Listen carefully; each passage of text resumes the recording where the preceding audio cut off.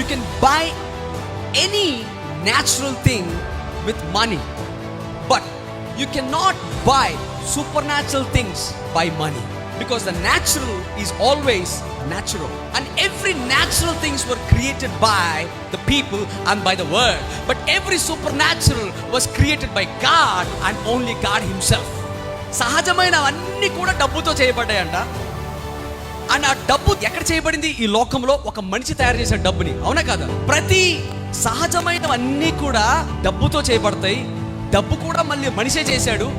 ఆ మనిషి ఈ భూలోకంలోనే ఉన్నాడు, డబ్బు భూలోకంలో ఉంది. కానీ అద్భుతమైన ప్రతిదీ కూడా దేవుడి చేత సృష్టించబడిందే. అందుకే దాన్ని అద్భుతము అని అన్నారు. హల్లెలూయా. ఎందుకంటే దేవుడే అద్భుతము. My God is a dangerous God. My God is a powerful God. My God is a creator. My God is everything.